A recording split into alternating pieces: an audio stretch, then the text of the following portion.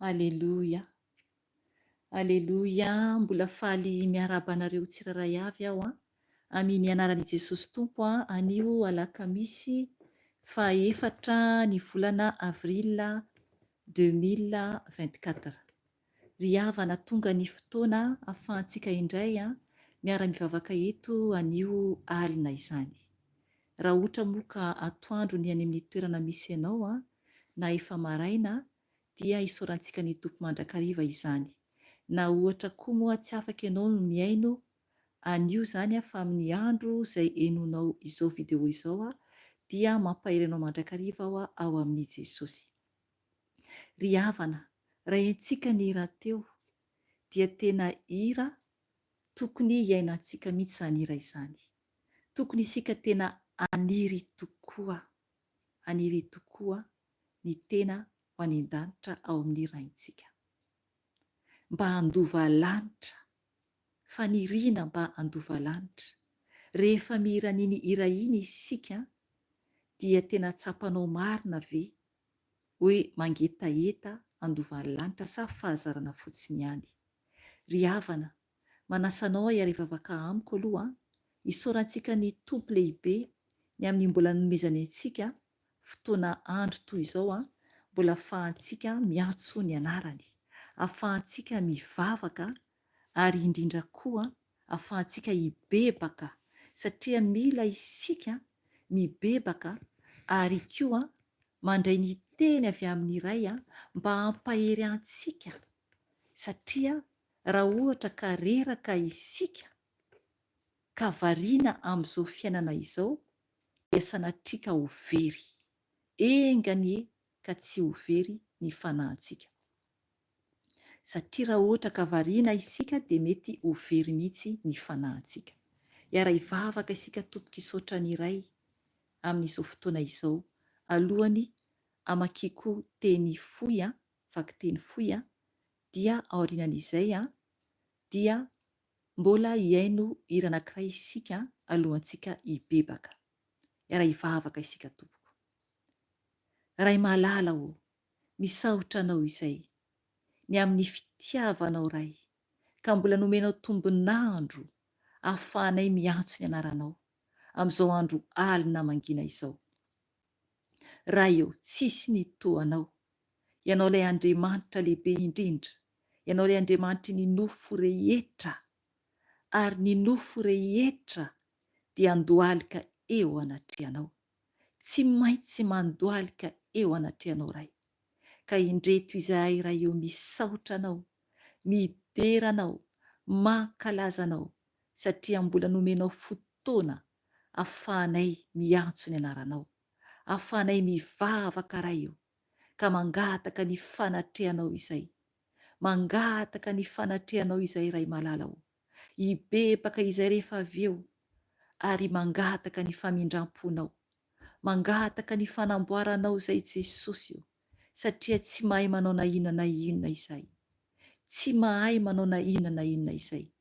Oka ny fanahy masinao no hitari-dalana anay amin'izao fotoana izao, na iza na iza tompo no misy ny olonao tsiraray avy, ka mangataka aminao ray malala o, anatrika izao fotoana izao, anatrika anay tsiraray avy, ka mitenena aminay tompo amin'ny alalan'ny teninao, ampenaro izay mivavaka, ampenaro izay hibebaka, ary eo ianao anafaka anay tsiraray avy, ampahery anay tsiraray avy anio, ka tsy ala eto izay raha tsy mahazo hery avy aminao, raha tsy efa notafianao hery vaovao indray, dia tsy saraka eto izay.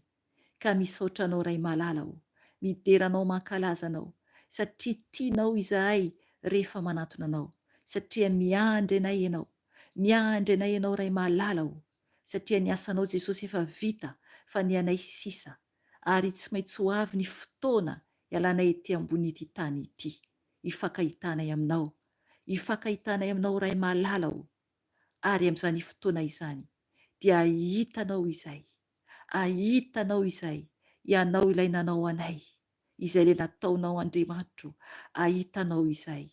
Ka inona ray malala o no avalina ianao, inona no ambaranay amin'izany fotoana izany, inona no teneninao aminay amin'izany fotoana izany, engane ray malala o, ka ho raisinao ampitiavana izay, satria raha ohatra ka fahotana no ny ainanay tety ambony tany dia ho very mandrakizay izay.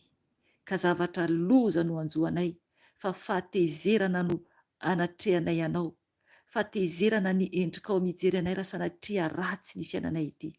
Ka indreto izay ray malala o, miantso anao, mangataka aminao ray, anatrika anay tsiraray avy, anatrika anay tsiraray avy, satria ho avy ianao Jesosy, ka homano ny saina mampanahinay, mba ho vonona tokoa hiaona aminao rehefa tonga ny fotoana ialanay ety ambony ity tany ity, satria tsy maintsy ho avy izany. Misaotra ray malala o. Aleluia. Amen. Aleluia. Amaky ten'Andriamanitra foy isika alohany enontsika hira anankiray angatahantsika ny fanahy masina zany hidina amintsika, dia aorianan'ny hira isika dia hibebaka isika aorianan'ny hira. Mangataka aminao andray ny tenin'Andriamanitra ao amin'ny bokin'ny Isaia. Isaia 5:20. Ho raisintsika eo amin'ny andinin'ny 9 io no vakintsika ka hatramin'ny andin'ny 7 ihany. Io zany no teny hoentintsika hibebahantsika rehefa avy eo. Ho vakiko ny teny amin'ny anaran'i Jesosy Tompo. mitadiava ny tompo dia ny mbola mety ho hita izy, miantsoa azy dia ny mbola akaiky izy. Aoka afoy ny lalany ny ratsy fanahy, ary afoy ny heviny ny tsy marina, ary aoka hiverina ho amin'ny tompo ireny, fa hamindra fo aminy izy, eny ho amin'ny Andriamantsika. Fa amela eloka dia amela eloka tokoa izy, fa ny fihevitro dia tsy fihevitrareo, ary ny lalanareo kosa dia tsy mba lalako, hoy ny tompo. Fa tahaka ny avo lanitra amin'ny tany no ahavo ny lalako amin'ny lalanareo, ary ny fihevitro amin'ny fihevitrareo. Amen. Ry havana, io teny io no omeny fanahy masina antsika anio. Raha nangataka teny ateo dia henoko ny fanahy masina ny teny hoe mitadiava ny tompo dia ny mbola hita izy. Aleloia. Io zany no tenen'ny fanahy masina amintsika anio. Asainy zany isika hitady ny tompo Andriamanitra dia ny mbola hita izy. Ry havana, mbola hitantsika tokoa ny tompo amin'izao fotoana izao, satria mbola tsy maty isika ary mbola misy ny fotoana ahafahantsika mibebaka. Satria rehefa ho avy eny amin'ny rahoan'ny Jesosy dia tsisy azontsika atao intsony, tsy afaka hitady intsony isika amin'izay fotoana izay, satria izy efa eo anoloantsika.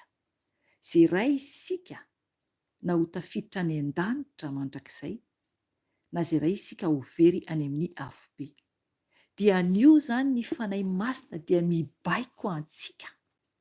Tena mibaiko izy zany hoe mitadiava ny tompo dia ny mbola mety ho hita izy, miantsoa azy dia ny mbola akaiky izy. Aleloia. Asainy koa isika miantso ny tompo izany. Ry havana, mamaly ene ny tompo. Mamaly ene ny tompo rehefa miantso azy isika. Azafady, mila isika zany mitady any tompo ary koa miantso azy. Ary isika isam-batan'olona no miantso, fa tsy afaka isika hiandrolon-kafa hiantso amin'ny plasitsika. Tsy afaka isika tompoko. 7, aoka afoy ny lalany ny ratsy fanahy, ary afoy ny heviny ny tsy marina,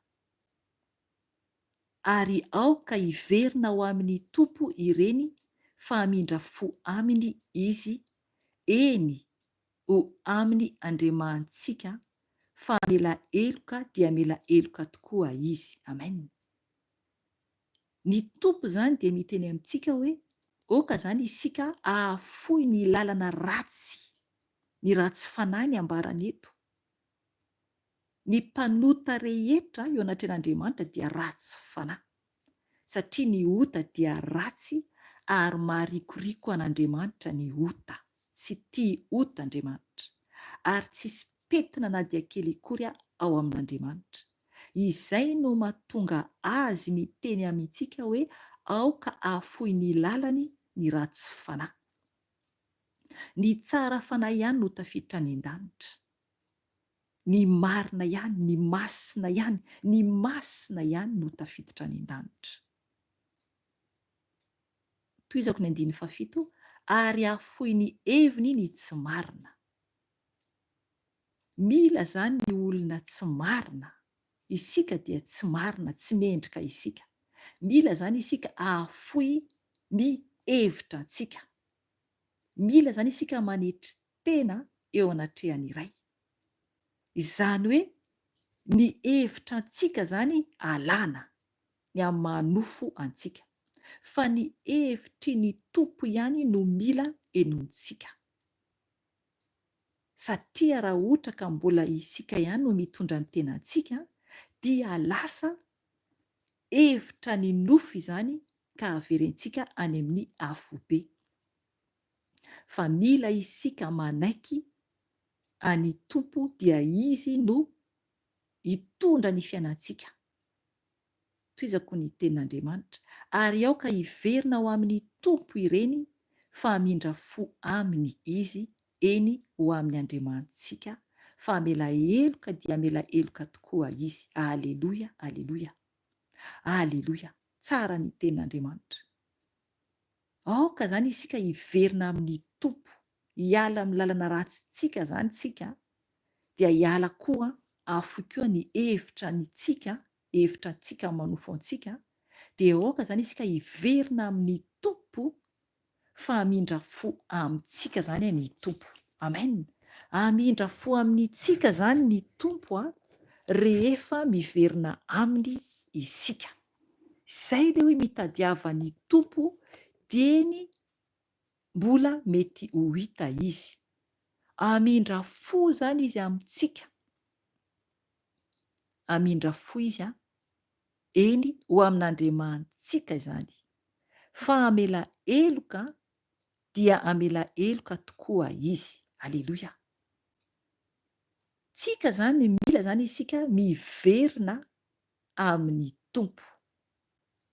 Fa hamindra fo zany amintsika zany izy eny ho amin'Andriamanitsika. Dia hamela eloka zany, hamela eloka antsika zany ny tompo.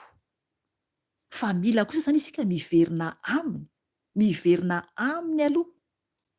Izany hoe mitady azy aloha, dia miantso azy. Zay ny faharoa. Dia ny fahatelo, mila tsika mahafoy ny lalana ratsintsika. Manaraka an'izay dia ny hevitra ny saintsika zany, ny hevitra ny tsy marina, ny hevitra antsika zany ialantsika koa, afointsika koa zany io afointsika zany tsy ho amintsika intsony dia mila tsika miverina amin'ny tompo dia hamindra fo amintsika izy. Eny ho amin'Andriamanitsika fa hamela eloka dia mela eloka tokoa izy. Tena mela eloka dia mela eloka tokoa zany Andriamanitra antsika.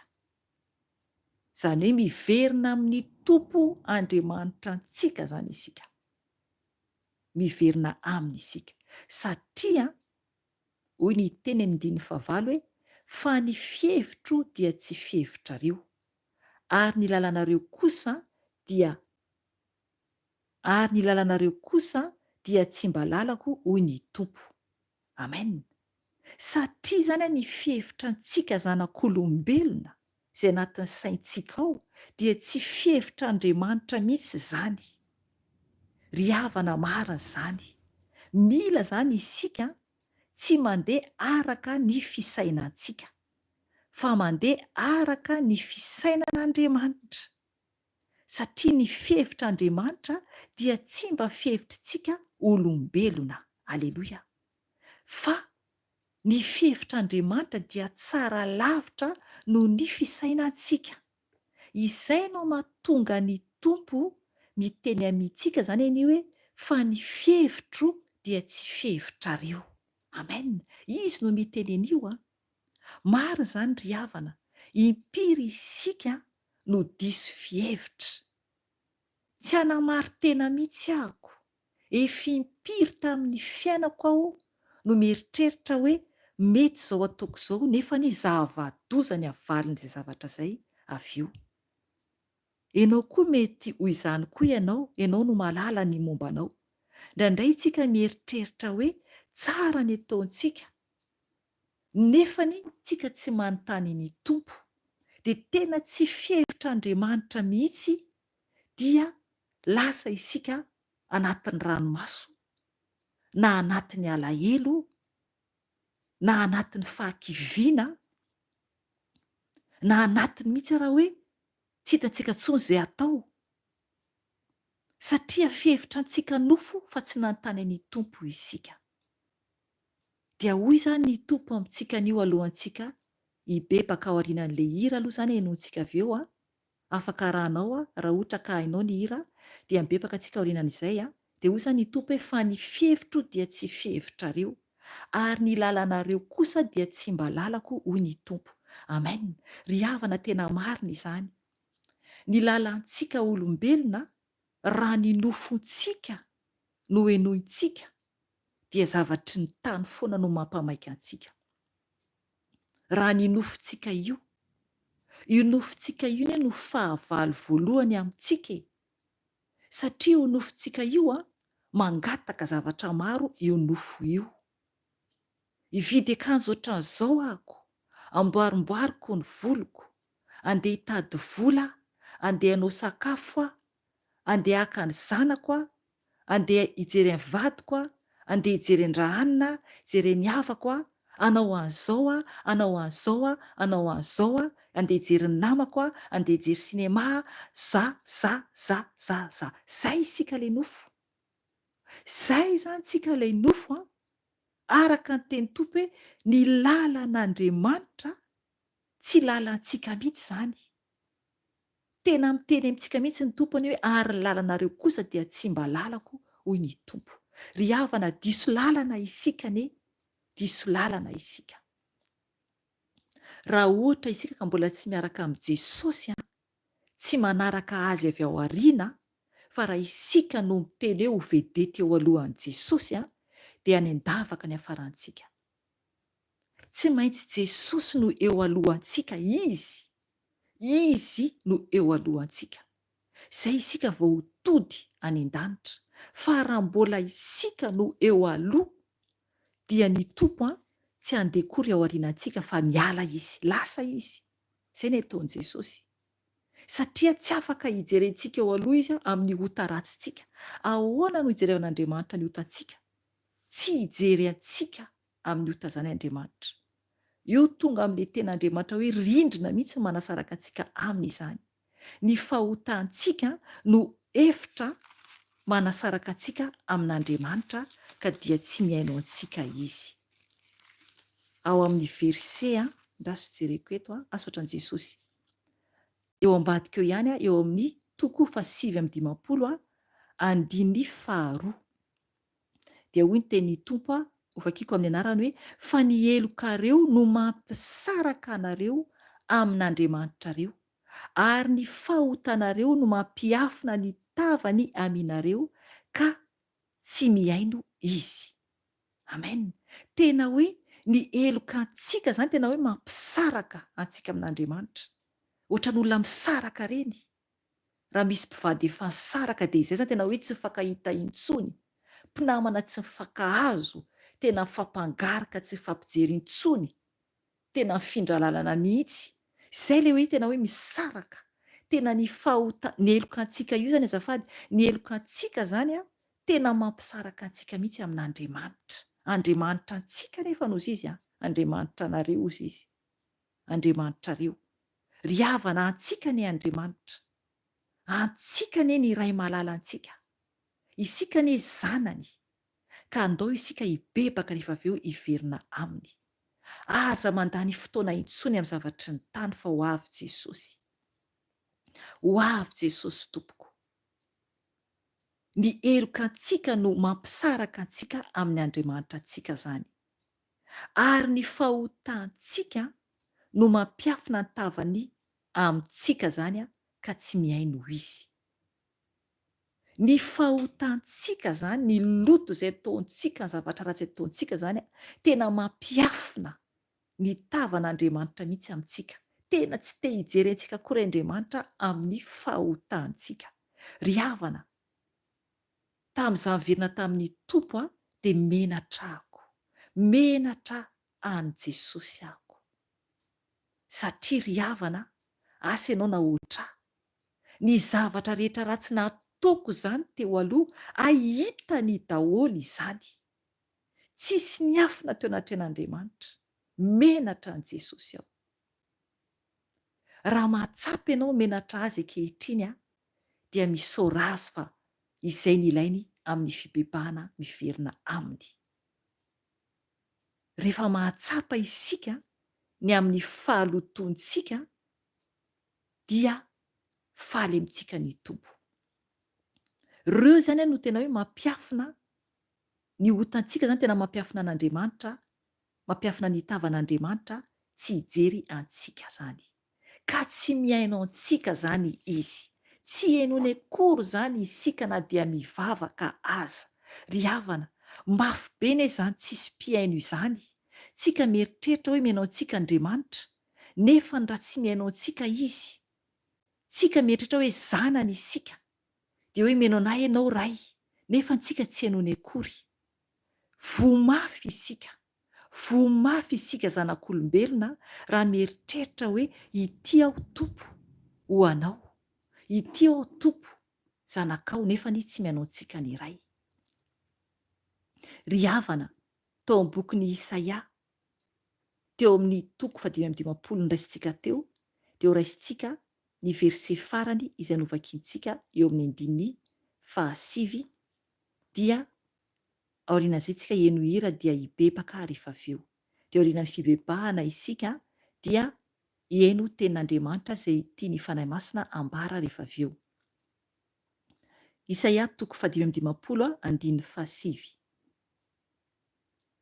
Fa tahaka ny ahavo lanitra amin'ny tany no ahavo ny lalako amin'ny lalanareo, sy ny fihevitro amin'ny fihevitrareo. Amen.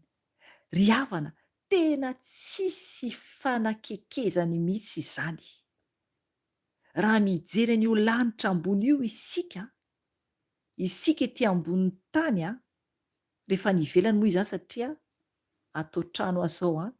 Raha mijery ny lanitra isika rehefa any ivelan'ny trano, raha ohatra ka ny ivelany ianao dia raha mijery lanitra ianao, dia raha mahita ny ahavo lanitra amin'ny tany, dia hoy ny tompo amintsika hoe ny ahavo ny lalany izany. Amin'ny lalantsika dia mitovy amin'io zany ny fahalavirany.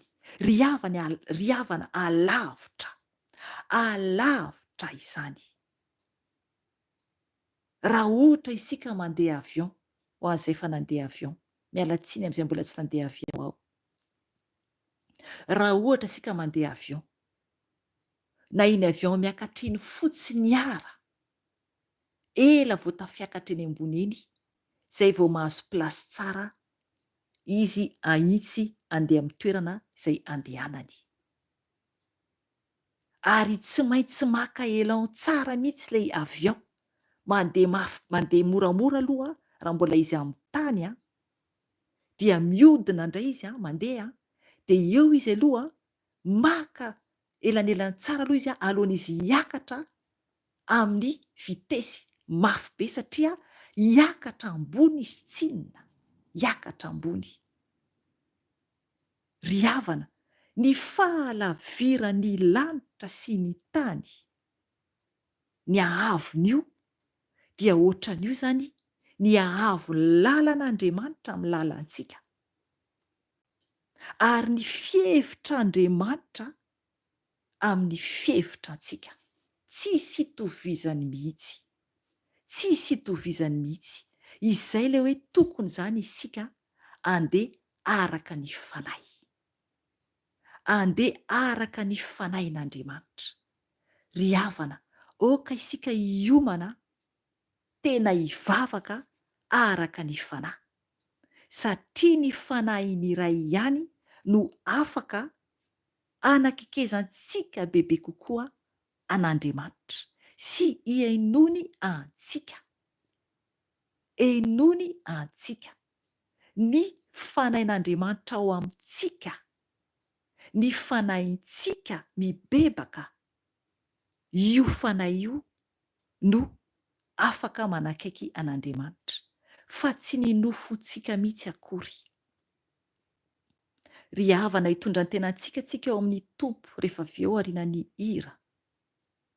Okenao anatonan'i Jesosy araka ny fanahy, zako toy izany, dia hiainao anao ny tompo rehefa tena misokatra tanteraka eo anatrehan'ny tompo, madidio ny fonao sy ny fanahinao, dia hiainao anao Jesosy, satria izy dia mitady olona tena mivavaka tokoa amin'ny fahamarinana sy ny fahamasinana ary indrindra amin'ny fanahy. Amin'ny fanahy izay mandeha araka ny fanahy ihany, izay no ilan'Andriamanitra. Araka ny teny ao amin'ny bokyny Jaona 4 dia manambara fa efa tonga ny fotoana, efa tonga ny fotoana raha ny tena mpivavaka hoy ny tenin'Andriamanitra. Raha vakiantsika kely io Jaona 4:7-20 hoy ny tenin'Andriamanitra ho vakiako amin'ny anarany. Fa avy ny fotoana sady tonga ankehitriny raha ny tena mpivavaka hivavaka amin'ny iray amin'ny fanahy sy ny fahamarinana, satria ny iray koa mitady ny mpivavaka aminy ho tahaka izany. Tizako ihany 7:20 Andriamanitra dia fanahy, ary izay mivavaka aminy dia tsy maintsy mivavaka amin'ny fanahy sy ny fahamarinana. Amen. Ry havana, efa amin'izany fotoana izany sika izao, efa amin'izao fotoana vaninandro ianantsika izao, ny tena mpivavaka zany dia hivavaka amin'iray amin'ny fanahy. Oka ny fanahinao mihitsy no anatrika an'Andriamanitra, dia ho tafiditra any an-danitra ho eo an-tongotr'Andriamanitra ny fanahinao, satria any anie isika rehefa tena mivavaka amin'iray, satria izy fanahy dia tonga eo an-tongotry ny tompo isika, tonga eo an-tongotry ny ray isika, ary anokatra ny masom-panahinao izy, satria ny fanahintsika no miasa, satria ny ray mitady ny mpivavaka aminy ho tahaka izany, satria Andriamanitra dia fanahy, ary izay mivavaka aminy dia tsy maintsy mivavaka amin'ny fanahy sy ny fahamarinana. Ry havana, hibebaka isika rehefa avy eo, hiay ny hira isika zao, ka manasanao aho anaraka ny hira, raha hainao ny hira hoe ity ilay zanakao nani, fa hiverina aminao, hiverina amin'ny tompo tokoa va ianao, miverena amin'ny Jesosy tompoko. Dia andohalika isika rehefa avy eo.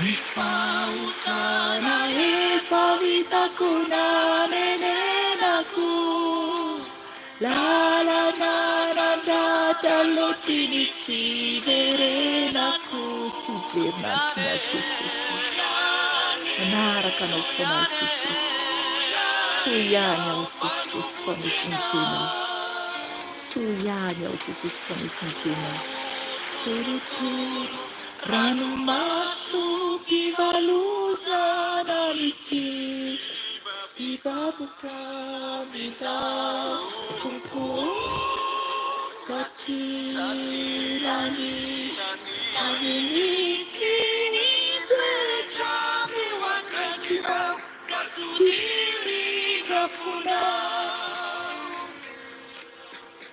kamanomboka alewametano fawaka afoky laozako avoko za tontolo rehetra mipitra sely rehetrarehetra fa ampiaizay ampizay Jesosy no tipindray ampizay Jesosy no tipindray. Alleluia. Ataovy ny fibebahanao famenoanao Jesosy. Eny, ampy antsika izay. Ratsapanao fa ampy anao tokoa. Izay niainanao rehetra teo aloha dia aoka ianao hibebaka. Mazava tsara ny tenin'Andriamanitra izay azontsika teo. Eny, fa tsy mihaino ny mpanota Andriamanitra. Tsy mihaino ny mpanota ny iray. Ary ny lalany iray dia tsy mba lalantsika. Oka isika hitondra ny tenantsika ao anatrehany iray.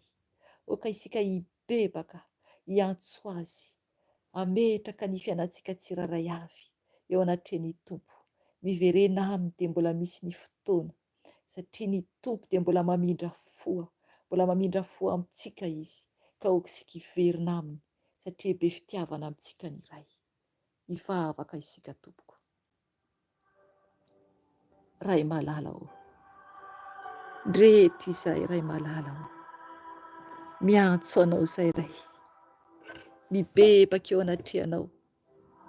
Tsy mendrika izay ray. Mpanota ratsy izay ray malala o. Eny Tompo. Zinona moa izay Jesosy. Nefa mbola tiavinao ihany izay Jesosy malala o. Tonga taminay ny teninao anio. Manambara hoe mitadiavany Tompo dia mbola hita izy. Miantsoa azy dia mbola akaiky izy. Ka indreto izay Jesosy o. Miantso anao. Miantso anao izay Jesosy o. Mamindra fo aminay. Mamela ny heloka Tompo satria mpanota ratsy izay. Mpanota tsy mendrika izay ray malala o. Zinona moa izay Jesosy. Eny, ny fisainanay dia maloto. Tsy mendrika izay. Impiry izahay no mihevitra foana araka ny nofo, fa tsy mba mihevitra araka ny fanahy. Nefa ny anao Jesosy dia mibaiko anay, miteny aminay ianao, mba heveranay araka ny fanahy.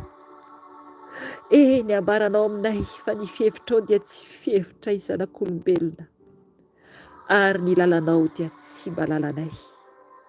Diso izahay ray io, ka mibabika eo anatrehanao.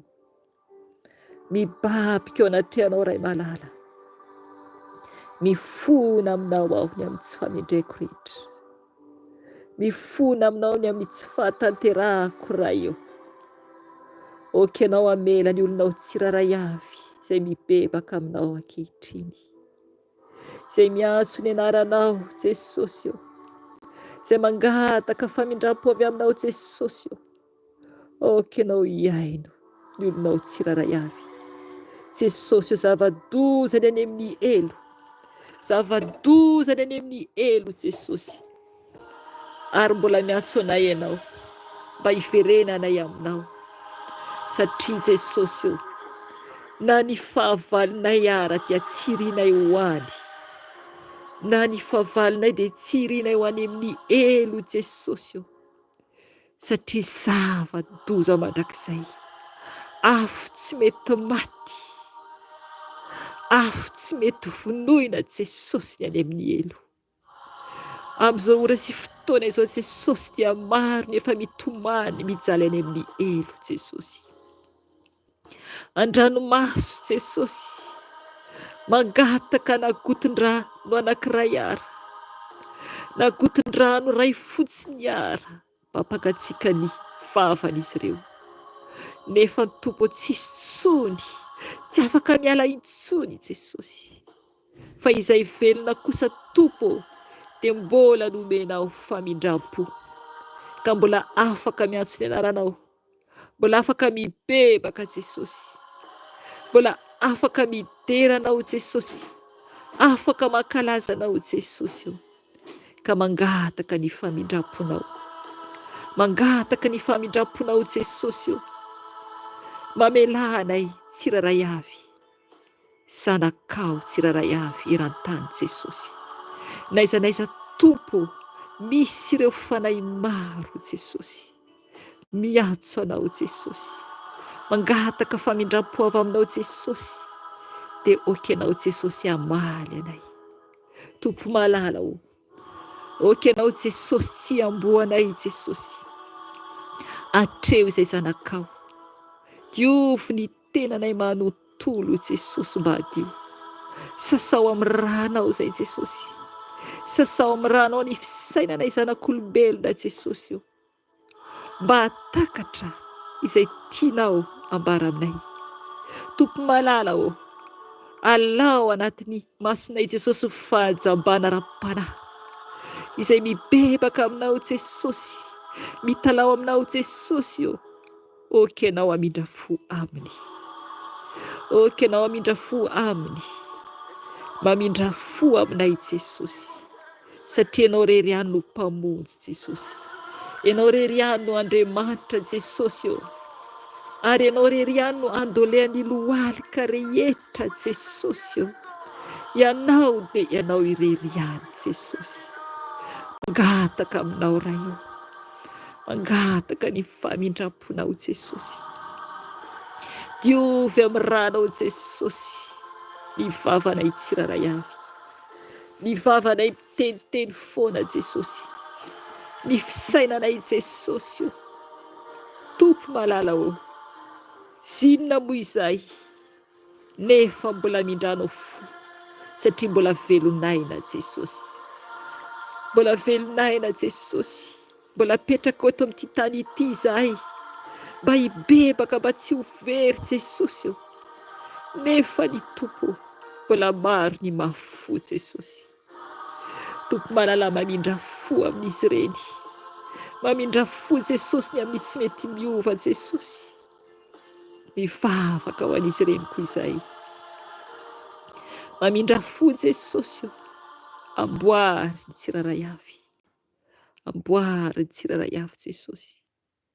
Tompo malala o, mangataka aminao koa Jesosy, okenao Jesosy io, anasa ny fonay Jesosy maloto, ny fonay Jesosy impiry izahay no tsy matsapa indraindray ny anatin'ny fonay, fa plasinao ny fonay, tranonao ny fonay Jesosy, tempolinao Jesosy ny fonay Jesosy, ka tokony ajainay izany, tokony tsy ho tezitra foana izay, tokony tsy avinavina izay, tokony tsy zaozao izay, satria Jesosy io tsisy anay na dia kely akory ara, tsisy anay na dia kely akory ara Jesosy, fa anao irery izao tontolo izao, anao irery ny tenanay, anao ny fonay, tempolinao izany, fa tsisy anay Jesosy. Ka mangataka famindram-po avy aminao Jesosy, diovy ny foko Jesosy amin'ny ranao, diovy ny foko amin'ny ranao Jesosy, okenao hitoetra ao anatin'ny foko, satria tranonao izany, satria tranonao ray eo ny foko, diovy ny fonay tsiraray avy Jesosy mibebaka aminao. Amboary izay Jesosy. Tompo, alao aminay Jesosy ny tsy fahaizana manetry tena Jesosy. Amboary Jesosy ny olonao tsiraray avy. Amboary Jesosy izay mangataka famindram-po avy aminao. Tompo mahalala o, ampianaro ay anetry tena izay. Ampianaro any anetry tena Jesosy o, izay tsiraray avy, izay mibebaka aminao anio. Tompo mahalala o, aoka Jesosy ny lalanao mba ho lalanay Jesosy. Aoka Jesosy ny lalanao mba ho lalanay Jesosy o. Ka anaraka anao avy ao aoriana izay. Anaraka anao avy ao aoriana izay Jesosy mahalala o, satria anao ilay lalana makany an-danitra. Ianao ilay lalana ahafahanay miditra any an-danitra Jesosy. Satria Tompo, raha tsy eo alohanay ianao dia antsana no hovan-taninay. Ho very izahay Jesosy o, raha tsy eo alohanay ianao. Ka miangavy ianao Jesosy o, ho eo alohanay. Mila anao fatratra izay Jesosy. Mila anao fatratra izay Jesosy o. Mamindra fo. Mamindra fo Jesosy. Mamindra fo aminay tsiraray avy. Tompo mahalala o. Tonga izay eo anaty seza fiandriananao.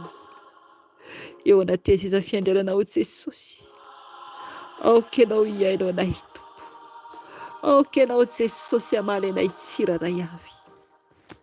Amin'izao andro alina mankina izao. Mamalia anay Jesosy.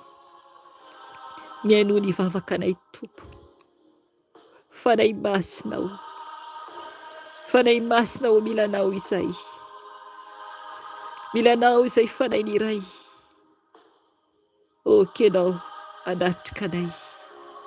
Aoka ianao hiteny aminay. Aoka ianao anavao anay fanahy ny iray. Milanao izay. Sasao amin'ny ranao izay Jesosy ny lohanay ka hatramin'ny tongotray. Ny tananay ny tongotray. Ny momba anay manontolo. Sasao amin'ny ranao Jesosy. Tompo mahalala o, mangataka ny fanahy masinao. Fanahy masina o, milanao. Milanao aho fanahy masina. Angatao ny fanahy masina meno anao. Angatao ny fanahy ny iray. Angatao ny fanahy ny iray. Fa omeny anao izany. Omeny anao izany raha mendrika tokoa ianao. Raha manaiky ny baiko ny iray ianao. Mila mibebaka amin'ny fosy fanahy. Ary rehefa madio ianao dia ho fenoy ny fanahy masina. Fenoy ianao aho fanahy masina. Raha tsapanao ianao fa tena nibebaka marina tokoa, dia mangatany fanahy ny iray. Anavao anao indray. Anamboatra anao. Fanahy masina aho. Mila anao aho. Mila anao aho fanahy masina. Fenoy anao aho. Fenoy anao aho fanahy masina. Mila anao aho fanahy masina. Fenoy anao izay tsiraray avy. Mba ho mendrika anaty anao. Fenoy anao aho fanahy masina. Fenoy anao izay. Fenoy anao izay. Jesus. Fenoy anao izay fanahy masina. Fanahy ny fahendrena. Fanahy ny fahazavan-tsaina. Fanahy ny fahiratana. Fanahy ny fitiavana. Fanahy mpampianatra. Fanahy mpitari-dalana. Fanahy manavao anay. Fanahy ny fitiavana. Amboary izay. Fenoy izay. Fanahy ny fanasitrana, nasitrano izay tsiraray avy. Izay marary amin'izao raha sy fotoana izao koa nasitrana. An'izay marary. Sitrano izay fanahy masina. Sitrano ny fananay. Sitrano ny nofinay. Milanao izay fanahy masina. mila anao izay, feno ianao izay fanainy iray,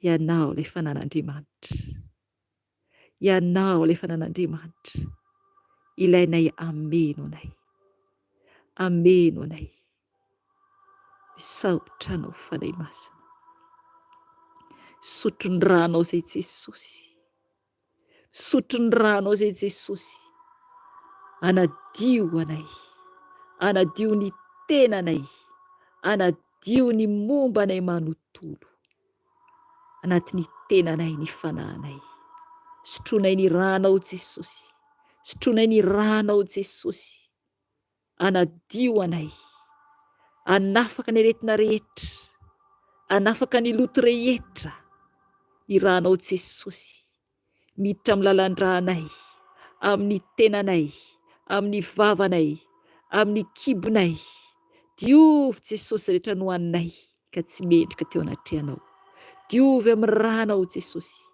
diovy amin'ny ranao Jesosy, okakoa ianao anafaka ny ankonanay tsiraray avy, oka ianao anadio koa ny ankonanay tsiraray avy Jesosy amin'ny ranao soa, amin'ny ranao soa, okakoa ianao tompo ampisotro ny ranao an'izy ireo tsiraray avy Jesosy, fenoy ny fanahy masinao, fanahy masinao, fenoy ianao ny ankonanay tsiraray avy, ny tokantranonay tsiraray avy, mila anao fatratra izay, mila anao fatratra izay, misaotra anao Jesosy, misaotra anao Jesosy, misaotra anao fanahy masina, misaotra anao fanahy masina, aleluia, aleluia, amen,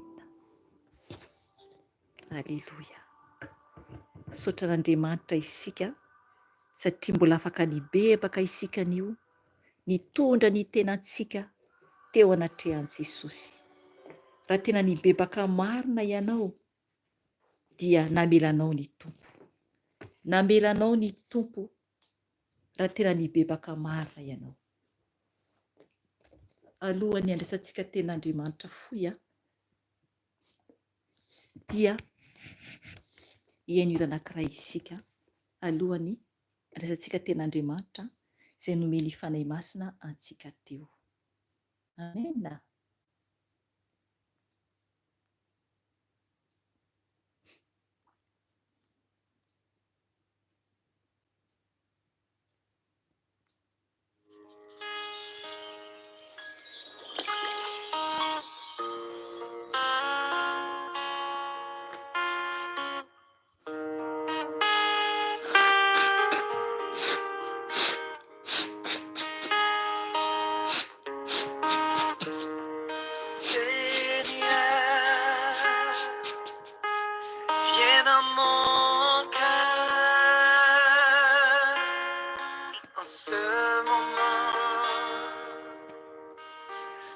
Besoin de toi, car ta présence me donne la paix. Viens Seigneur et remplis-moi.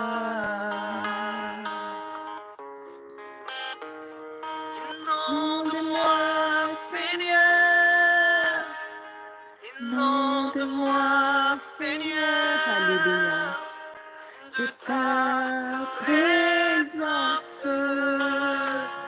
Inonde-moi Seigneur, inonde-moi Seigneur, inonde-moi Seigneur, merci Père, j'ai tant besoin de toi.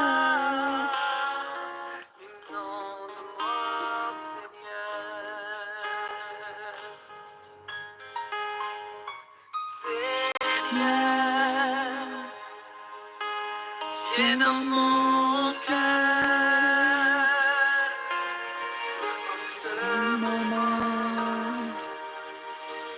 J'ai besoin de toi, car tu es mon réconfort.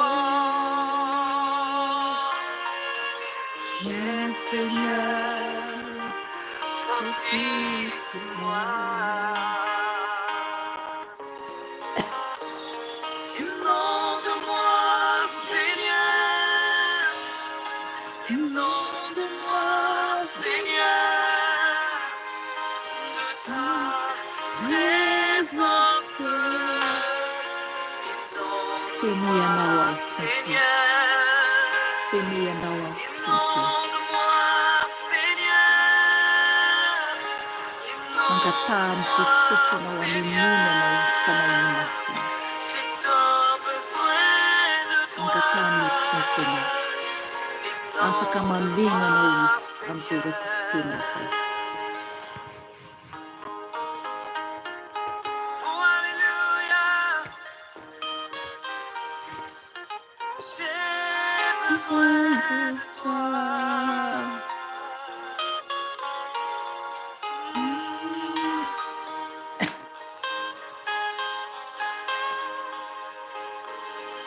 Tu es le Dieu de toute éternité. Alléluia.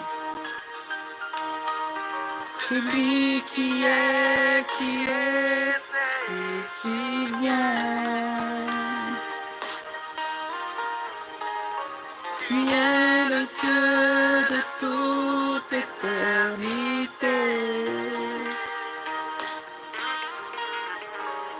Celui qui est, qui était, qui vient. Inonde-moi, Seigneur. Inonde-moi, Seigneur, de ta présence. Inonde-moi, Seigneur. Inonde-moi, Seigneur. Inonde-moi, Seigneur. J'ai tant besoin de toi. Inonde-moi, Seigneur. Alléluia, alléluia, alléluia. Alléluia. Saotra ny tompontsika. Izao tsika dia andray ten'Andriamanitra fohy ry havana. Ny ten'Andriamanitra izay ho raisintsika dia ao amin'ny bokin'ny Lioka. Io zany nomeny FANAHY MASINA teo ampahirizana antsika zany anio. Lioka 9 manomboka eo amin'ny 7:17. Lioka 9 manomboka eo amin'ny 7:17 no ho raisintsika zany. Dia hovakintsika zany io hatramin'ny 5:7. Bokin'ny Lioka 9 manomboka amin'ny 7:17 dia ajanontsika eo amin'ny 5:7. Hovakintsika ny teny amin'ny anaran'i Jesosy Tompo. Ny titra dia hoe ny sombin-kazo sy ny andry. Aza mitsara dia tsy ho tsaraina ianareo. Aza manameloka dia tsy ho eloina ianareo. Mamela dia mba avela ianareo. Omeo dia mba omena ianareo. Fatra tsara sady ahitsana no afatatra, ka mihoatra no omeny ho eo ampofoanareo. Fa izay fatra amaranareo no amarana ho anareo kosa. Nilaza fanoharana taminy koa Jesosy hoe: ny jamba va mahataridalana ny jamba, tsy anjera any ankady va izy roa. Tsy mihoatra noho ny mpampianatra ny mpianatra, fa izay rehetra tsara fiofanana dia ho tahaka ny mpampianatra azy ihany. nahoana ianao no mijery ny sombokazo izay eo amin'ny masony rahalainao, nefa ny andry izay eo amin'ny masonao dia tsy mba tsaroanao akory. Ary ahoana no ilazanao amin'ny rahalainao hoe, ry rahalahy, aoka esoriko ny sombokazo eo amin'ny masonao, nefa tsy mba hitanao ny andry eo amin'ny masonao. Ry mpiatsara velatsy, esory aloha ny andry eo amin'ny masonao, ary amin'izany dia ho hitanao tsara ny hanesorana ny sombokazo eo amin'ny masony rahalainao. 3:7 ny titra dia hoe ny hazo sy ny voany. Fa tsy misy hazo tsara mamoa voa ratsy, na hazo ratsy mamoa voa tsara, fa samy fantatra amin'ny voany avy ny hazo rehetra, ka tsy misy mioty aviavy amin'ny tsilo, na voaloboka amin'ny voaroy. Ny olona tsara fanahy dia mamoaka ny tsara avy amin'ny rakitra tsara ny fony, fa ny ratsy fanahy kosa dia mamoaka ny ratsy fa avy amin'ny habeny ao am-pony no itenenany vavany. Amen. Ry havana, ny tenin'Andriamanitra eto nomeny fanahy masina, raha ohatra ka hitanao tsara na heninao tsara ny vakiantsika teo, dia manambara zany ny amin'ny tokony tsy hitsaratsaratsika olona. Aleloia. Tena fananarana zany ny tiany fanahy masina atao antsika. Eny mananatra antsika foana izy amin'izay teny rehetra tonga eto, arakaraka an'izay omeny antsika. Fa eto zany dia miteny izy amin'ny olona tia mitsaratsara. Io zany no ananaran'ny tompo antsika anio. Vavantsika tia miteniteny olona, raha mbola ao anatin'ny fosafosa sy manaratsy olona zany tompoko, dia mila mibebaka ary mila miala amin'izany. Rehefa nibebaka ianao teo, dia tena toetra anankiray hiala ho tanteraka mihitsy io. Io dia tena fandrika be mihitsy mahazo ny maro. Ny amin'ny fitsaratsarana olona. Mampatahotra ny tenin'Andriamanitra eto, fampitandremana amin'ny tompo eto tena mampatahotra. Satria ny tenin'ny tompo eto dia tena hoe mampitandrina mihitsy izy zany an'izay olona tia mitsara olona, ny zavatra anjoa an'ilay olona izay mitsara rehefa avy eo. Mazava tsara mihitsy zany, satria ambarany tenin'Andriamanitra, ambarany hoy izy hoe aza mitsara dia tsy ho tsaraina ianareo. Zay zany. Zany hoe mampitandrina izy zany fa zay mitsara olona dia ho tsaraina. Ho tsaraina zany. Ry havana, eo anatrehan'ny fitsaran'Andriamanitra dia ho zava-doza. Araka rehefa niteneniko teto ihany, efa ela no niteny izay, fa rehefa eo anatrehan'ny tompo isika tompoko, dia tsisy zavatra azontsika ambara andaminantsika ny amin'ny fombantsika olombelona. Araka ny teny izay vakiantsika teo, izay nomeny fanahy masina teo, dia manambara tsara mihitsy koa le hoe tahaka ny avo lanitra amin'ny tany ny lalan'Andriamanitra milalantsika. Izany hoe tsisy mihitsy zany ny ahafahantsika hoe andamindamina ny amin'ny fombantsika olombelona sy ny fihevitra antsika olombelona eo anatrehan'Andriamanitra. Fa rehefa anatrehan'ny fitsaran'Andriamanitra isika, dia tsisy zavatra azontsika alamina eo. Hoy ny tenin'ny tompo hoe aza mitsara dia tsy ho tsaraina ianareo. Impiry isika no miteny olona. Mila mitandrina isika tompoko, fa ny fitenenana olona dia indraindray mieritreritra isika hoe ay, miresaka n'olona ohatran'izao fa tsy zavatra ratsy ene zany. Ry havana, tsy azo atao mihitsy ny mitsaratsara olona. Tsy ekeny tompo izany mazava tsara ny tenin'Andriamanitra eto. Aza mitsara hoy izy dia tsy ho tsaraina ianareo. Tadidio tsara zany manomboka anio, fa rehefa mitsara olona isika anie dia misy anjelin'Andriamanitra miaina eo. Ary eo koa zany devoly maka izy zavatra avoaka vavanao hiampangany any an-danitra. Satria mbola manana lalany Satana mandeha miampangatsika any amin'Andriamanitra. Dia zavatra navoaka vavantsika iny na amin'ny telefona miresaka aman'olona raha io hoe irahanina zao na rahanina zao. Fitsarana olona anankiray iny voasoratra any an-danitra zany. Ary tonga dia any amin'ny Satana koa voasoratra any koa ny anaranao. Any voasoratra any ohatra ka mifosafosa olona. Tsy maintsy bebahana zay vao afaka izany. Tsy maintsy mibebaka sika zay vao fafa ny anarana any amin'ny elo. Mangataka famindram-po amin'ny tompo mihitsy. Oka izay ny mitsaratsara olona, ny miteniteny olona.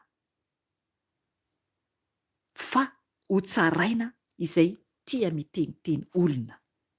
Izay mitsaratsara olona hoy ny tenin'Andriamanitra eto. Aza manameloka dia tsy ho eloina ianareo. Mamela dia mba avela ianareo. Amen. Ry havana. Impiry no manameloka olona isika. Impiry. Isika koa ne manana eloke. Isika koa mpanota koa isika. Isika zany tokony hijery ny tenantsika foana aloha.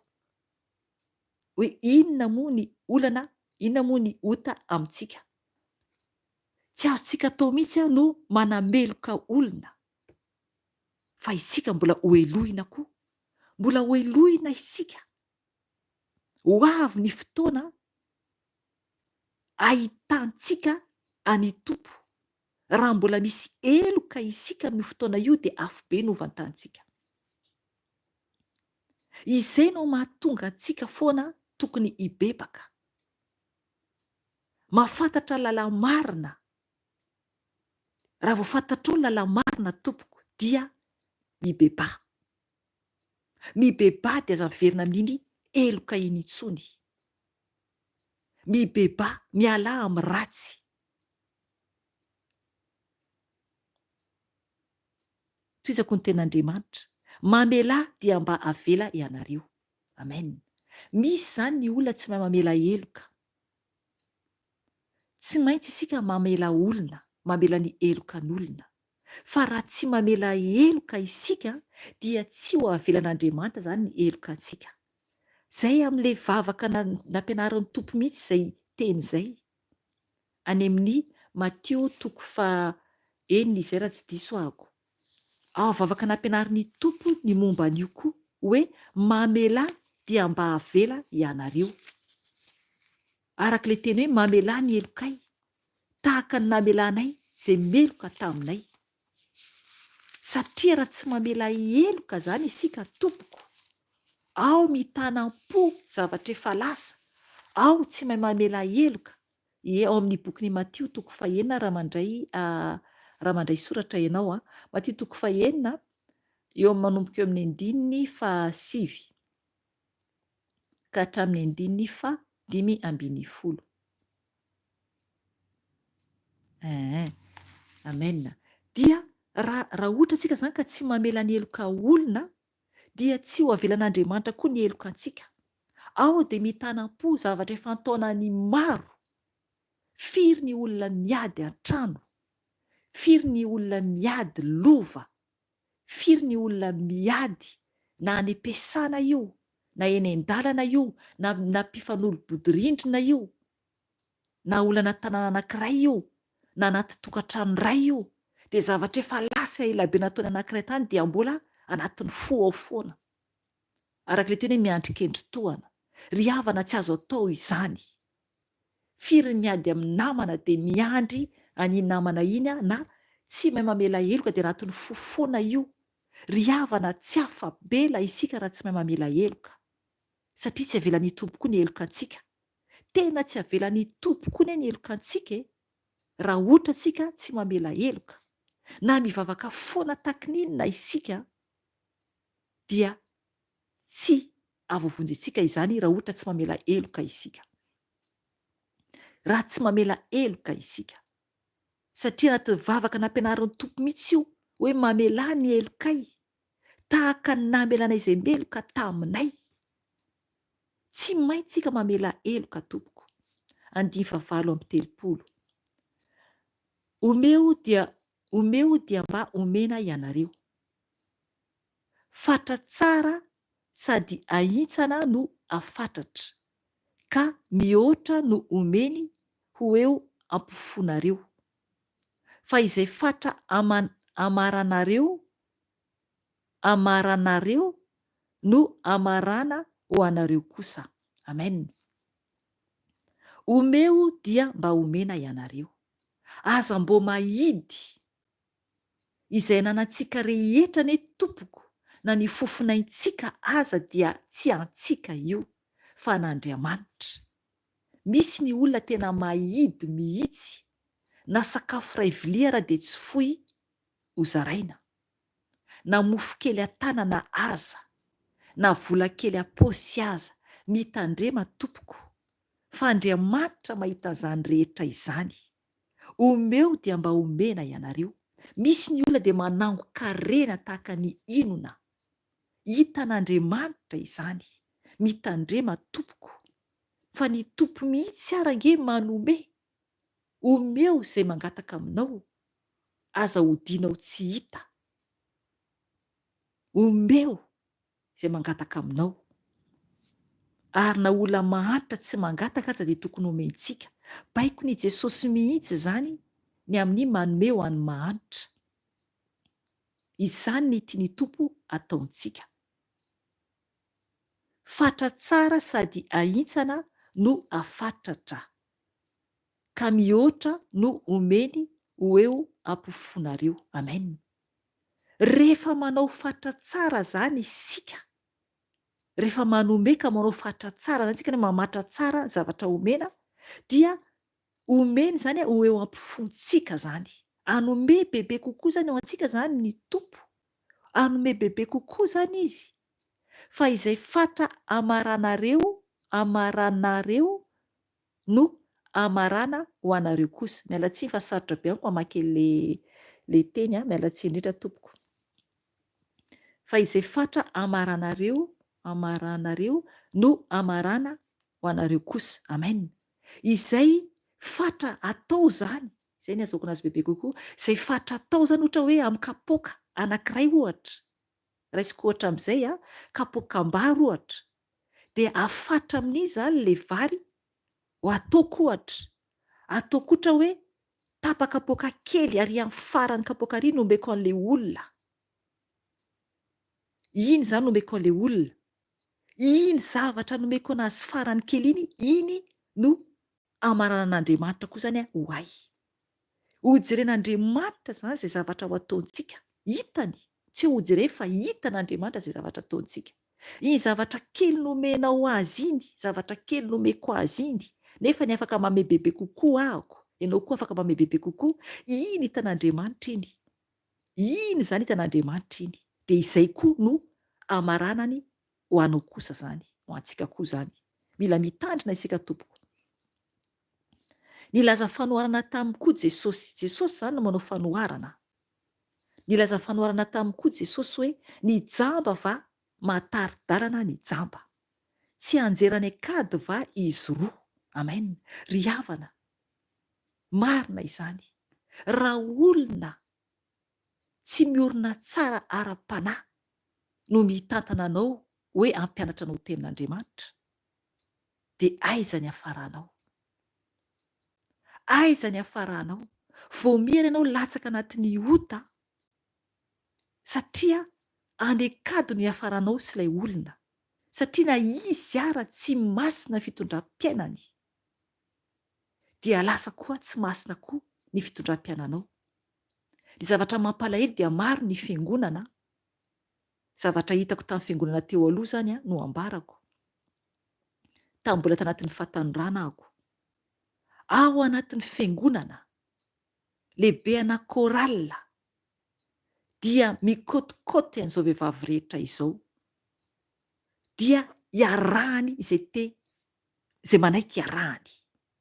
Ry havana, raha olona jamba mitarika anao dia ny akady ny afaranao. Tahaka izany, tsisy an'izay vehivavy tsy kotiny dia maro ny azony, nefa dia ampihira an'Andriamanitra no atao. An'Andriamanitra ve zany olona zany tsy oka ianao no amaly, oka ianao no amaly. Nefany rehefa tonga ao am-piangonana, rehefa mibaiko ny korala, na ohatra mitondra olona any amin'ny lasy ohatr'izany, dia ohatrany hoe olona masina be. Nefa zava-dozany ao ambadika. Ry havana, mila mitandrina isika. Hitantsika koa ny fiangonana maro amin'ny resaka pédophile, amin'ny resaka fahalotoana isan-karazany. Dia zay no mahatonga ny teny eto hoe jamba va matarika jamba. Tsy enjerany akady va izy roa. Ry havana, mivoa tao raha hitanao mizavatra manoto anatin'ny fiangonana ivavahanao, raha mbola anatin'ny fiangonana ianao, raha mbola misy fijangajangana maloto ao ka tsy mihaino ny mpitondra fivavahana fa makasitraka na mahita nefany na manidy ny sofiny tsy te hieno, dia mivoa tao fa tsisy an'ny tompo zany ao. Ry havana, vonjeo ny fanahinao, vonjeo ny fanahinao, fa ny mankany an-danitra dia tsy mifampitantana tompoko. Hitanao zao fa tsy mandeha amin'ny zavatra tokony ho izy ao anatin'ilay fiangonana, nefa mbola mijanonao ihany ianao. So sanatria ny akady ny afaranao, mitandrema fa ny tompo dia tsy ao anatin'ny trano ataony tanan'olombelona, fa ao anatintsika ny tompo rehefa tena ao aminy isika. 5. Tsy mihoatra noho ny mpampianatra azafady, tsy mihoatra noho ny mpampianatra ny mpianatra, fa izay rehetra tsara fiofanana dia ho tahaka ny mpampianatra azy ihany. Amen. Ny mpianatra tsy mihoatra ny mpampianatra. Ny mpampianatra dia fantatsika tsara fa Jesosy no ambarany eto, ny tena no ambarany eto. Jesosy no mpampianatra, ary izy no mampianatra antsika. Isika mpianatra Jesosy dia tsy mihoatra azy mihitsy isika, tsy mihoatra ny tompo mihitsy isika. Fa rehefa tsara fiofanana isika amin'ny Jesosy, ao amin'ny Jesosy zany, fa tsy any amin'ny pastera, na any amin'ny mopera, na any amin'ny mpaminany, na izanaiza andehananao. Rehefa ao amin'ny Jesosy, rehefa mandray ny teniny ianao ka mazava tsara aminao ny tenin'Andriamanitra, dia rehefa ampahiratan'ny tompo ny masom-panahinao amin'ny lalana marina sy amin'ny tenin'Andriamanitra marina, ka vakinao tsara ny tenin'Andriamanitra ka mazava tsara aminao ny fanazavana rehetra izay ambarany mpitoro teny aminao, raha marina ny tenin'ny mpitoro teny aminao, dia ny tenin'ny tompo zany, satria izy tsy no mpampianatra, dia ho tahaka ny mpampianatra azy ihany. Zafady, amen. Amin'ny fotoana io zany isika dia ho tahaka ny Jesosy. Isika zany mitovy amin'ny mpampianatra antsika. Izy tanteraka, isika tsy tanteraka. Zay mahatonga antsika mibebaka foana. Izy no modelintsika izany. Izy no modely. Fa tsy akory hoe hitanao le pasteranao any, mpijangajanga be, dia andeha hijangajanga koa ianao. Lasa inona no modelinao raha ohatra mbola mipetraka any amin'ny fiangonana misy an'izany ianao? Raha hitanao ohatra ny any amin'ny fiangonanao maka volan'olona foana, hitany mahantra fa tsy isy anykoanina intsony, dia mbola ao ihany ianao, lasa ohatra n'iny koa zany ny fiainanao. Ry havana, hitanao ohatra hoe makasitraka kolikoly any fiangonana misy ianao, dia iny lasa ohatra n'iny koa ianao. Hitanao fiangonana misy ianao fa manao fitafiana jezebela, talon be, lokomena, kavina, akanjo fohy, lasa ohatr'izany koa ianao. Ry havana, ny mpampianatra anao zany ohatr'izay dia lasa ohatr'izay koa ianao. Raha vehivavy ny pastera nefa tsy azo atao vehivavy intsony manao pastera. Tsy azo vehivavy atao mihitsy manao pastera, tsy hoe tsy azo atao tsy hoe tsy azo atao vehivavy intsony manao pastera, fa tsy azo vehivavy atao manao pastera satria 12 no natsoiny Jesosy.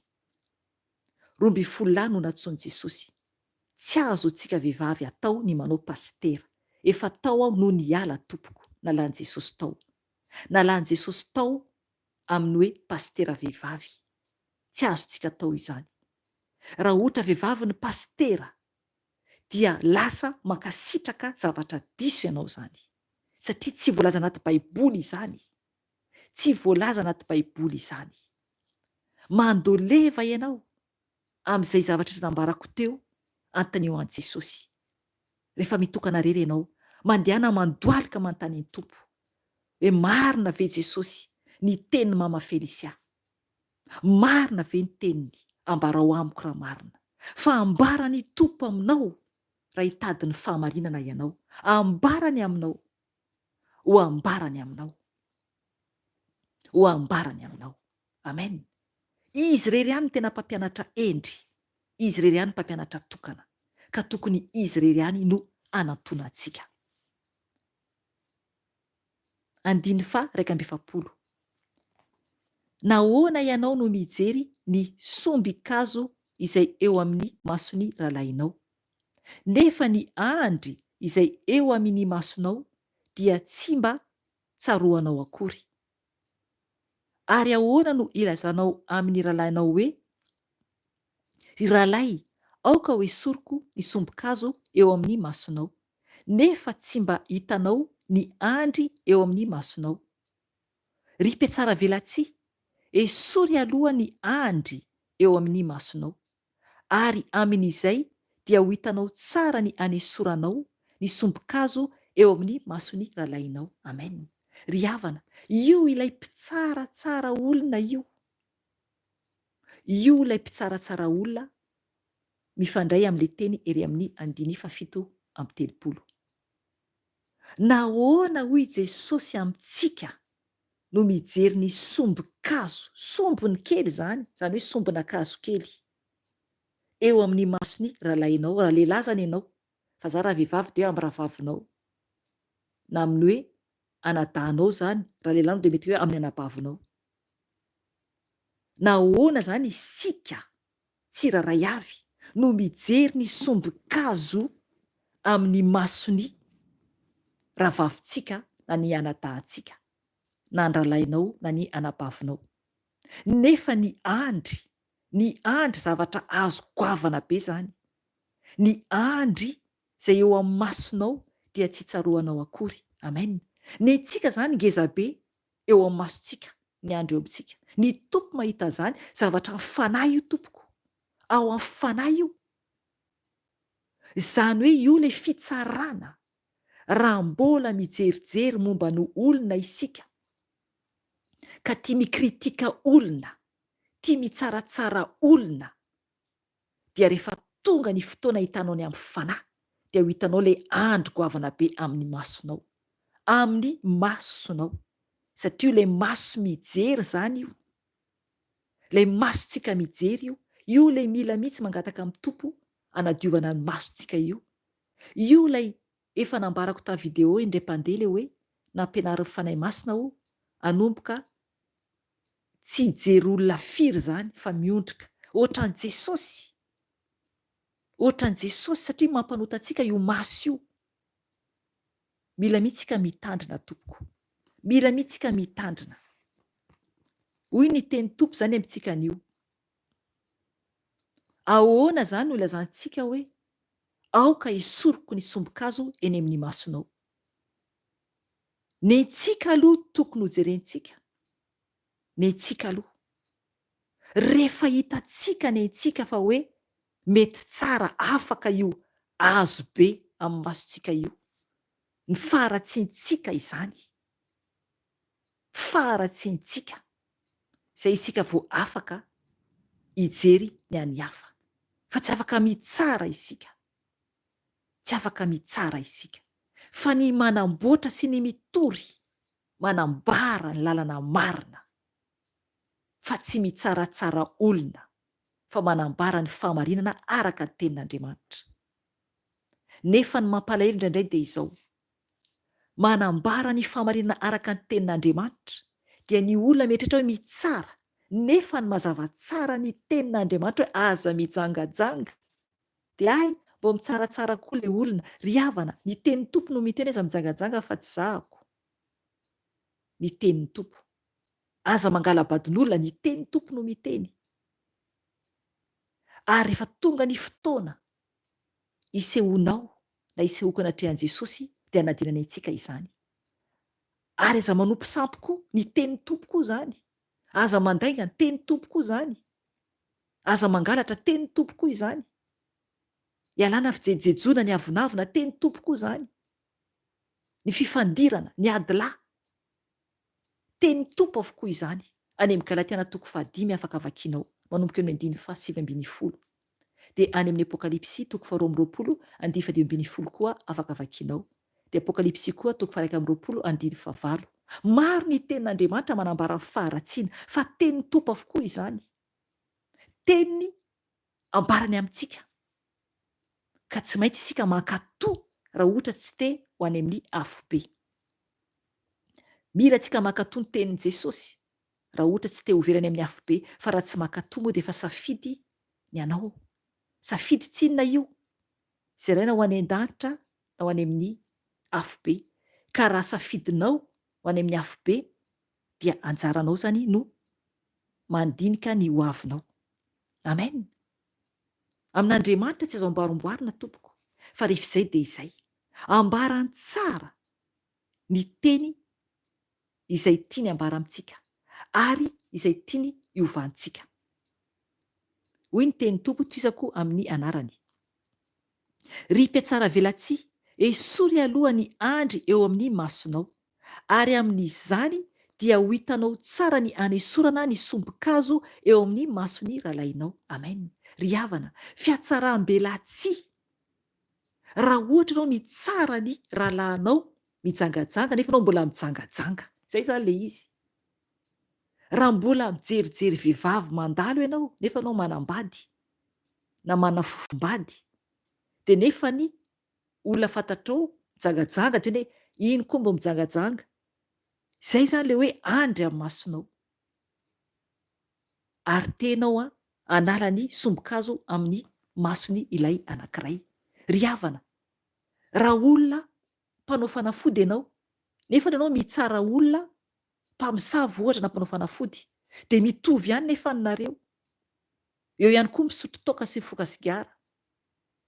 Ry havana, mila zany isika tena hoe ho masina ary tsy tsara velantsira tren'Andriamanitra. Tokony tsy manao an'izany intsony isika vao afaka mitory manambara tsara amin'ilay olona ny zavatra marina, mba hialany ilay zavatra ratsy. Hialany, fa tsy fitsarana akory fa fitiavana. Fitiavana. Ary fanahy masina no miteny amin'ny alalanao rehefa anatin'ny fahamarinana ianao ka ampiasain'ny fanahy masina, fa tsy ianao mihitsy. Satria ianao dia tempolo fotsiny ihany, isika dia tempolo fotsiny ihany. Ny lanitra no tanjona. Ny lanitra no tanjona. Ry havana, trompetra farany amonjeny fanahy.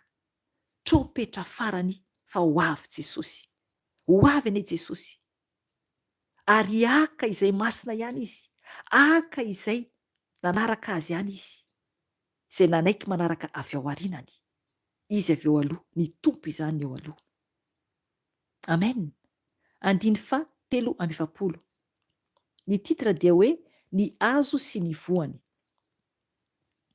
Fa tsy misy hazo tsara mamoa voa ratsy, na hazo ratsy mamoa voa tsara. Fa samy fantatra amin'ny voany avy ny hazo rehetra. Tsy misy mioty aviavy amin'ny tsilo, na voaloboka amin'ny voaroy. Ajanoko hatreo aloha. Mazava tsara ny tenin'Andriamanitra. Mifandray amin'ilay teny ao ambony. Tsy misy olona zany mamoa voa. Tsy misy olona zany mamoa voa tsara amoa voa ratsy. Satria ohatra ny ataon'ny tompo eto, raisiny ohatra amin'ny hazo. hoy izy efa tsy misy azo tsara mamoa voa ratsy na azo ratsy mamoa voa tsara.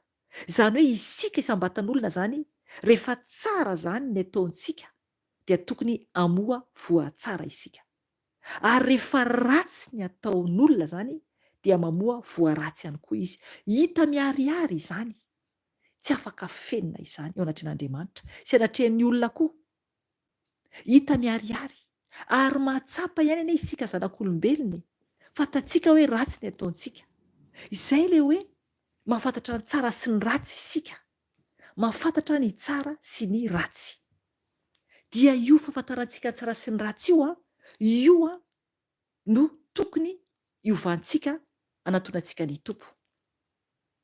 Ry havana, tsy afaka amoa voa ratsy mihitsy isika raha ohatra ka mamoa voa tsara.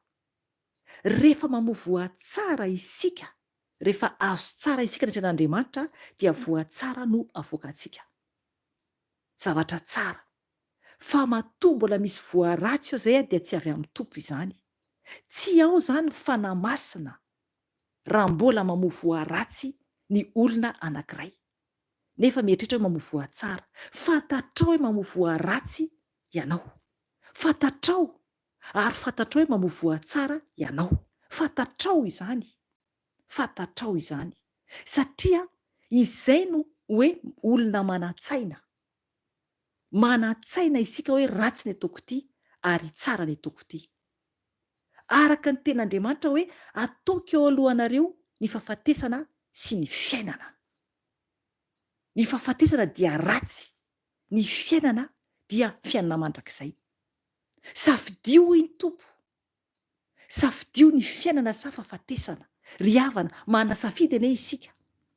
Maro ny mifidy ny fahafatesana, maro ny mifidy ny fahafatesana, mampalahelo. Nefa ny fahafatesana dia ho mandrakizay izany. Mibebady tompoko, fa tiantsika ny iray, tiantsika ny iray matotsika mbola afaka mandray teny sy miverina amin'ny fotoana toy izao. Mbola tsy naneno ny trompetra, mbola tsy naneno ny trompetra tompoko, mbola miantso antsika Jesosy. Dia hoy ny teny tompo 2:20 hoe fa samy fantatra amin'ny voany avy ny azo rehetra, tsy misy mioty aviavy amin'ny tsilo na voaloboka amin'ny voaroy. Amen. Ry havana, samy fantatra amin'ny voany avy ny azo rehetra. Isika tsiraray avy dia samy fantatra amin'ny voantsika ao anatintsika avy. Tsisy miafina ao anatrehan'Andriamanitra izany, tsisy miafina izany. Fantatsika tsara ny voa ao anatintsika, fantatsika tsara, satria ny fanan'Andriamanitra dia miteny mampafantatra hoe ratsy ataonao io. Maninona ny olona manao ratsy no miafina, maninona ny mpangalatra no miafina, maninona mpamakitrano miafina, mpamon'olo miafina, maninona ny miafina mpanao ratsy rehetra, satria ratsy ao amin'ny takona izany. Ry havana, mila tsika mitandrina tsara. Ny aviavy, hoy ny ten'Andriamanitra hoe tsy misy mioty aviavy amin'ny tsilo. Tsy any amin'ny tsilo mihitsy ny olona ndeha hioty aviavy, fa ho voatsindrona ny tanany ary tsy ahazo mihitsy izy. Na voaloboka amin'ny voaroy, tsy mitovy mihitsy ny voaroy sy ny voaloboka. Ry havana, tsy azo afenina ny momba antsika tsiraray avy. Rehefa n'Andriamanitra tsika dia n'Andriamanitra, rehefa ny Satana dia ny Satana. Tsisy ny ampivoany, tsisy ny ampivoany. Oka isika tsy teny mihitsy hoe ay ka mba masina ihany indraindray fa tsy moramora moa no masina. Tsisy an'izany tompoko. Izay raha isika na masina na tsy masina dia izay. Miaraka amin'ny tompo na tsy miaraka amin'ny tompo. Tsisy ampivoany tompoko. Satria rehefa tonga Jesosy, rehefa ho avy izy dia izay masina ihany no alainy, fa tsisy ampivoany. Amen. 5:5 farany. Ny olona tsara fanahy dia mamoaka ny tsara avy amin'ny rakitra tsara ny fony, ary ny ratsy fanahy kosa dia mamoaka ny ratsy fa avy amin'ny habeny ao am-pony no itenenany vavany. Amen. Ry havana, mazava tsara ny ten'Andriamanitra, ny tenin' Jesosy. Ny olona tsara fanahy hoy izy dia mamoaka ny tsara avy amin'ny rakitra tsara ny fony, avy ao amin'ny fo mihitsy. Io tsika le nivavaka teo. Ny fanahy masina no mavavaka antsika. Ny fotoana rehetra izay eto dia tsy mba misy no manina elabe izany. Ry havana, ny fotoanan'io nomeny tompo izao io dia voateo ao no nangataka tamin'ny fanahy masina ny amin'izay hoentina zao hariva izao. Dia izy fotsiny no manoro hoe ty verset ty, ity hira ty, dia na fandaminana ny hira ary eo am-panomboana ako no hoe ity zany atao, ity zany dia zao zany atao, zao ny atao, zao ny atao. Zay le ny fanahy masina no mitarika. Ny fanahy masina no izy reriany no mamoaka ny zavatra rehetra avy amin'ny fontsika, zany avy amin'ny fo, avy amin'ny fontsika. Ao anatin'ny fo ny tempoly, ao le tempolin'Andriamanitra dia isika le tempolin'Andriamanitra. Ny fontsika no tranon'Andriamanitra, ny fontsika no tempolin'Andriamanitra. Io fontsika io no hitoerany, dia vao anatin'ny fo zany rakitra tsara, avy ao no isehony ny amin'ny tsara fanahy. Tsy azontsika fenina io, fa tsy maintsy misy eo miharihary io, tahaka ny toetran'i Jesosy. Ary koa ny amin'ny ratsy fanahy kosa dia mamoaka ny ratsy indray zany izy. Ny ratsy indray no avoakany, fa avy amin'ny habeny ao am-pony no itenenany vavany. Amen. Avy amin'ny habeny ao am-pony. Olona vontovonto fo, amin'ny fahatezerana, amin'ny fasikana, amin'ny faharatsy-totra, izay le ratsy fanahy. Satria mandeha araka ny fo, araka ny nofo fotsiny, araka ny nofo dia entienti-po foana.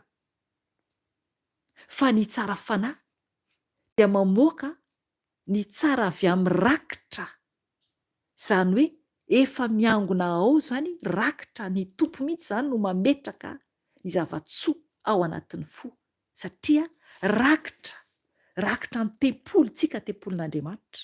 Izay fanazavan'ny fanahy masina azy eto, tempolin'Andriamanitra sika, dia rakitra zany. Io zany le rakitra, lay vo avy amin'Andriamanitra.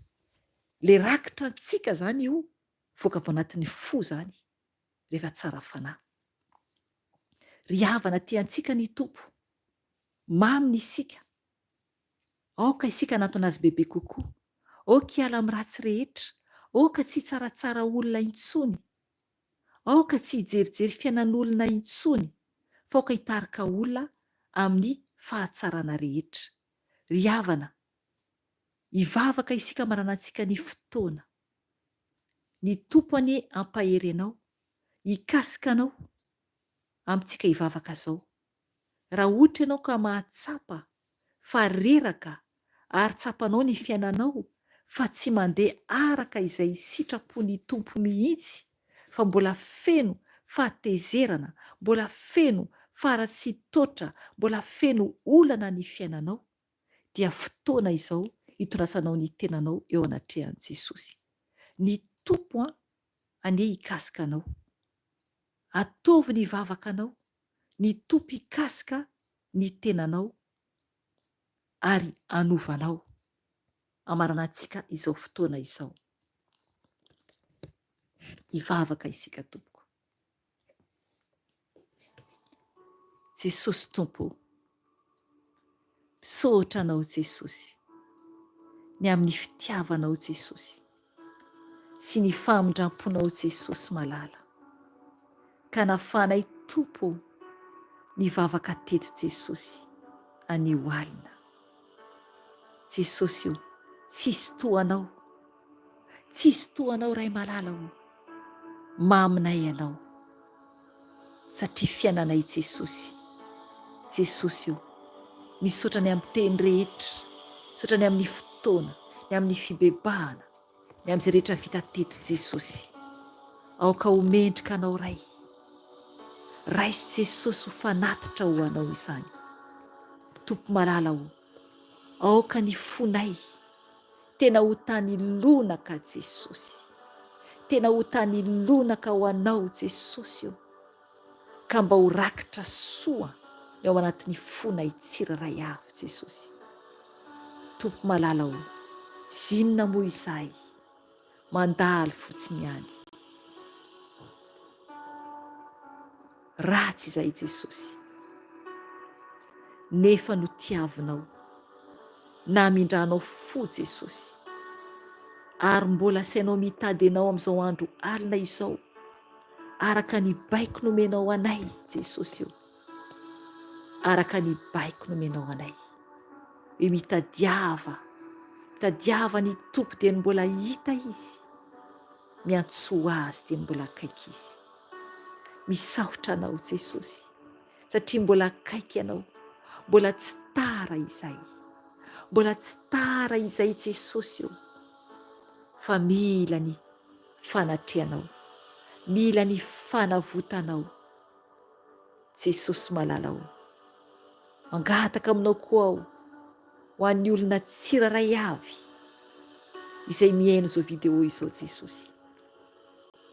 Ka mangataka aminao izy tompo hanambaranao ny fony. Hanamboaranao ny fony Jesosy. O ka tompo ianao hikasika ny fony. Apetrao eo amin'ny fonao ny tananao. Jesosy malala ho. Amboary ny fonay tsirairay avy Jesosy. Oka ianao hikasika ny fonay tsirairay avy Jesosy. Amboary izay. Amboary ny fonay Jesosy. Diovy ny fonay adio ho mendrika anao. Sasao Jesosy amin'ny ranao soa Jesosy. Alao Jesosy ny fakofako rehetra anatin'ny fonay. Ny loto rehetra Jesosy io. Aoka ho mendrika anao izay. Aoka ho mendrika anao izay iray malala ho. Aoka tompo ianao ny toetra anatin'ny fonay. Amboary Jesosy ny fonay tsirairay avy. Izay mametraka ny tanany amin'ny fony amin'izao ora sy fotoana izao. Menoa anay Yesoa Amasia. Enoa ny vavakay. Enoa ny antsonay Jesosy. Ovay izay adio am-po. Mba hitanay ianao Andriamanitro. Amboary foana izay. Amasino izahay Jesosy. Amboary izay Jesosy. Aoka ho lapanao ny fonay. Fanahy masina mitoera ao am-ponay. Raiso ny seza ao am-ponay. Mipetrao anatin'ny fonay. Jesosy misaotra anao izay. Midera anao izay Jesosy. Manaja anao. Mankalaza anao izay. Manandratra anao izay Jesosy malala. Amboary foana izay mba ho mendrika anao. Ianao no derainay tompo. Ianao no sandratray Jesosy amin'izao andro alina izao. Tompo malala ho. Mitongavaka ny fiangonanao. Arovy ny olonao tsirairay avy eran-tany. Arovy zanakao tsirairay avy izay mijaly anatin'ny olana maro samihafa Jesosy. Jesosy io, afao ny zanakao izay mijaly, izay mila fanavotana avy aminao. Jesosy tompo, mila anao ny tany. Mila anao ny zanakao tsirairay avy. Afao Jesosy io, izay voafatotra rehetra Jesosy. Mangataka aminao tompo, hiditra antsehatra Jesosy io, anafaka napatapaka ny rojo vy rehetra Jesosy, amin'izay mitalao aminao Jesosy io. Tompo malala ho, afao izy ireny. Diovy Jesosy amin'ny ranao soa, izay mitalao aminao, izay mitady aminao Jesosy malala ho. Afao izy ireny. Afao izy ireny Jesosy malala ho. Izay vonina anary ny ody rehetra ny amin'ny fanompo-tsampy Jesosy io. Afao izy ireny Jesosy ary arovy amin'ny ranao soa. Tompo malala ho, ampaherezo tantano Jesosy io. Tompo malala izay hiala amin'ny fahadalana rehetra, amin'ny fisotro-toaka, amin'ny sigara, amin'ny rongony. Afao Jesosy io. Mamela azy Jesosy io raha mibebaka aminao izy. Ampaherezo Jesosy toano Jesosy io. ireo izay mijangajanga, mpangalabadin'olona, mpiavinavina, mpifosa, mpitsaratsara, Jesosy io afao Jesosy io, ary mamindra fo Jesosy amin'izay miala amin'izany. Amboary Jesosy, tafio ny herin'ny faherezanao, tafio ny herin'ny faherezanao, ny tsiraray avy Jesosy. Ao Jesosy ireo kivy, ampaherezo Jesosy ny kivy, ampaherezo tompo ny reraka, ampaherezo ny kivy Jesosy io. Misaotra anao ray. Ao Jesosy ireo izay tsy salama, ireo izay marary Jesosy, sitrano Jesosy io. Oka ny rahanao anadio anasitrana ny tsiraray avy. Kanao tompo anasitrana, anafaka Jesosy ny douleur rehetra Jesosy io amin'izay marary. Sitrano Jesosy io, sitrano fanahy masina izay mitaraina aminao, sitrano fanahy masina io. Ianao ilay fagagana, ianao ilay mirakla, ianao ilay mpanasitrana, oka ianao anafaka ny aretina rehetra amin'izay mitalao aminao. Misaotra fanahy masina, misaotra Jesosy, misaotra ray, tera ho anao aja ho anao. Hatramin'ny taloha indrindra sankehitriny ary mandrakizay dory, voninahitra ho anao rery any ray. Ianao ilay alfa sy omega, ianao ilay fiandohanay raha mbola FARANY koa, misaotra ray, misaotra mitafotafo ray. Tera ho anao ray malala, misaotra Yeshua Masia. Alléluia, gloire à Dieu. Saotra ray, alléluia. Voninahitra ny eo anao rery any ray, hatramin'ny taloha indrindra sankehitriny ary mandrakizay dory, mandrakizay dory. Misaotra ray, anao rery any voninahitra, anao rery any haja, anao rery any saotra, anao rery any izany. Tsisy hafa fa ianao rery any no membonahitra, ianao mpanjaka ny mpanjaka, ianao ilay taloha hatramin'ny fahagola, ianao ilay efa nisy ary hatramin'izao ankehitriny izao, ary ho mandrakizay. Saotra ray malalao. Alléluia, amen. Alléluia. Saotra ny tompontsika ny amin'ny fotoana izay vitan'io dia mametraka veloma aminareo indray ao aminarany Jesosy Tompo dia raha mbola misy ny fotoana dia mbola miaona eto antsika amin'ny manaraka. Veloma tompo dia samy tahiny tompo daholo io. Amen.